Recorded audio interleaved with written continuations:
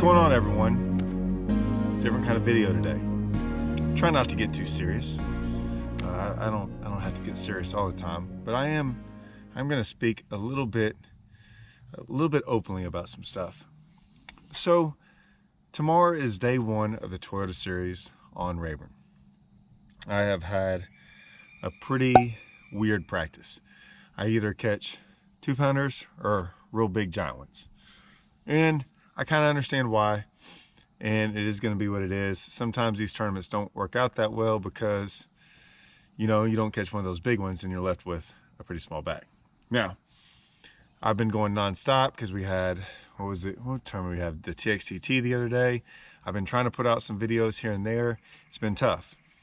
I leave straight from here. We go to Conroe, so I might be slacking. But I wanted to speak on this. I had a comment. We're going to go into the comments again. But I like comments. It opens up dialogue, right? It lets me speak about things that I feel pretty passionate about. So here's the comment. I'm not exactly going to get it perfect. The comment was basically this. It said, hey, if you analyze the Bible like you analyze fishing, you basically, I don't know, kind of went into something about you'd quit fishing tournaments or something. And I guess he meant focus more on the Lord or the Bible or something to the effect of, I kind of understood what he was saying. I just don't really agree with it. And here's why. Listen, I'm by no means perfect. I accepted Jesus Christ when I was 6 years old. Though that never wavered, I certainly wavered. My belief in him didn't waver, but I wavered. I wavered through college and at different times in my life, and I still struggle with different things. However, my faith in Jesus has always been the same. Now, what I've learned is, as I get older, I look at things all a little bit different. And the one thing I'll say is, fishing was the one thing he really had control over. It's really what brought me back to him. When I wavered, nothing really got me back on track like fishing. And the reason is this. Fishing was the one thing that I couldn't control. I could practice a lot. I could put all the effort. I could do everything I wanted to do. But I never always got the results I wanted. It didn't matter what would happen. And he made it very clear that the more I wavered, the less control I had in fishing. And although I don't have control now, I look at fishing a lot differently. It might be why I'm okay with not going and fishing the elites or the BPT. He has me right where he wants to be. I put all my trust in him. And so these decisions I have to make, like everyone else is always worried about, where am I going to go and what happens is, man, I'm not worried about any of that. He has me where I need to be.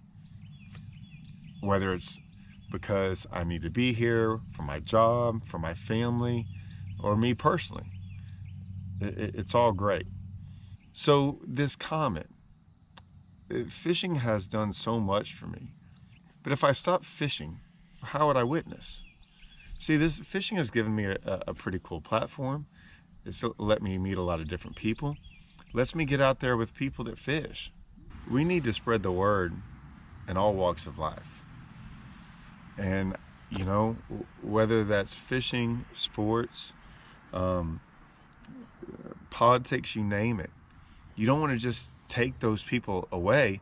Then who's going to be the voice of that? And so, no, I don't agree with me not fishing tournaments, man. That might be my only way to witness to people. I mean, it's given me a different platform, different things, able to speak to people that might not know anything about Jesus.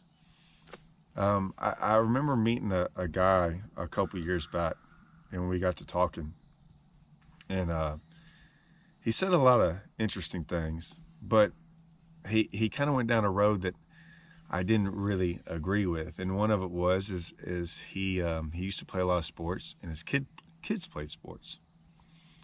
And he took his kids out of sports. And I was going, he's like, I wanted them to focus more on the Lord and not on sports, and not to go down that path.